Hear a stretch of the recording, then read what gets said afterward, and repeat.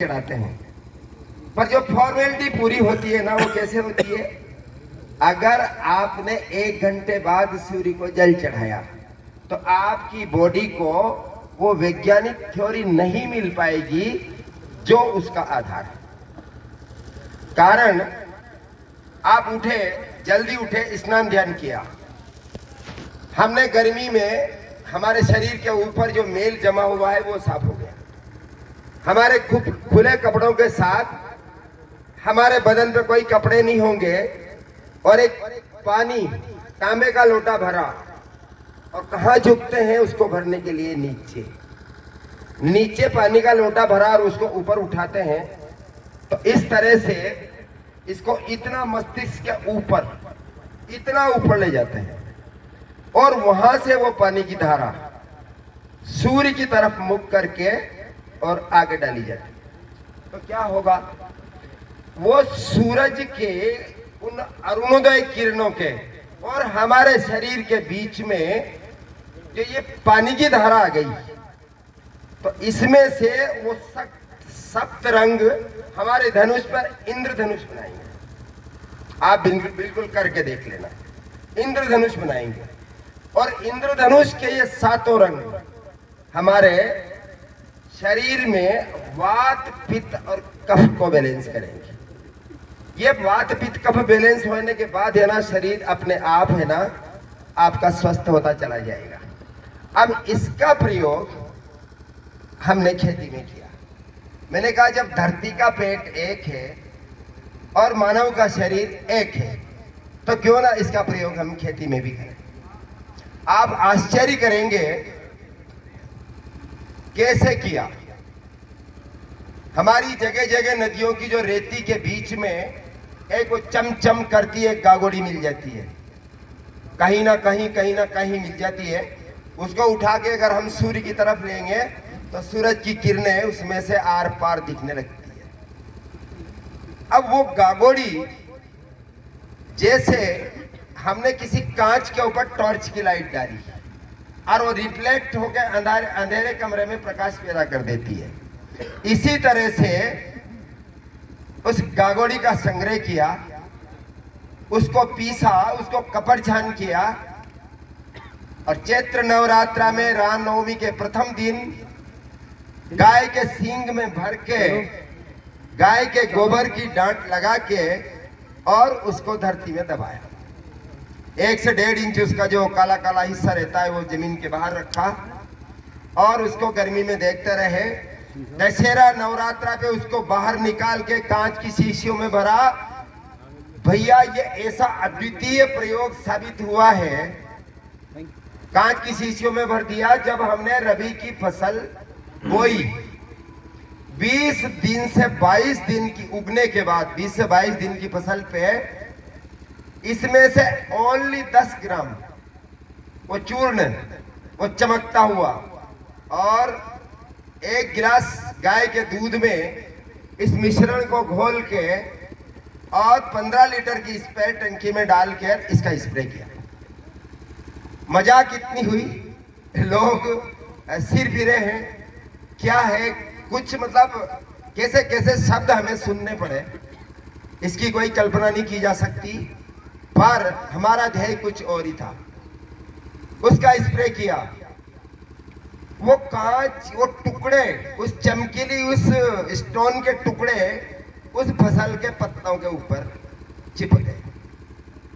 जब एन सुबह प्रकाश सूरज की प्रथम ये सप्तरंगी किरणें उस फसल के ऊपर गिरी और रात्रि में ओस पड़ा, तो वो स्टोन का कण उस पानी की बूंद के अंदर था और जैसे ही सूरज का प्रकाश पड़ा और एक एक बूंद ऐसे दमकने लगी जैसे यहाँ पे कोई हीरे मोती बिखेर रखे हो, क्योंकि उसकी जो शक्ति थी ना वो एकदम 4 गुना हो चुकी थी। 9 बजे तक वो रिचार्ज होता रहा और जैसे हवा चली, फिर 40-45 मिनट के बाद सूर्य सफेद रंग में परिवर्तित हो गया और वो जब बूंदे नीचे गिरी तो कहाँ पे गिरी? उसकी जड़ों के ऊपर, पत्तों के ऊपर से गिरी ना, उसकी जड़ों के ऊपर गिरी, क्योंकि वह ओस की बूंदें जैसे पेड़ बड़ा होता जाता है इसी प्रकार धरती में जड़ भी आगे चलती जाती है। और जब भी इसका आप प्रयोग करोगे, चाहे विशालकाय पेड़ के ऊपर करें या वनस्पति के ऊपर करें, वो धीरे धीरे उन्हीं जड़ों के ऊपर वो गिरेगी। 15 लीटर की टंकी के उस स्प्रेयर में बगैर कोई दवा डाले, बगैर कुछ डाले, उस फसल में इतना इतना बड़ा अंतर था और एकदम स्वस्थ थी। तो हमारा चौंकना स्वाभाविक था। मन कि यार ये ऐसा कैसे हुआ, क्या इसके कारण? तो फिर वो बहुत बड़ी बेचैनी थी और इसको हमने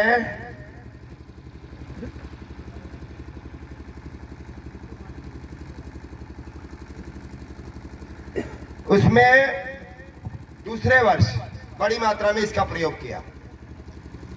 हमने सोचा भाई इस तरह से हम, जैसे मैं आज आपकी सभा में कह रहा हूं,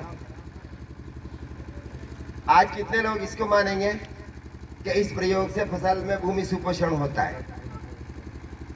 कोई मानेंगे, कोई नहीं मानेंगे। हमारे कृषि वैज्ञानिक हो सकता है नहीं माने, और कुछ मानने वाले लोग भी जो इसको समझते हैं।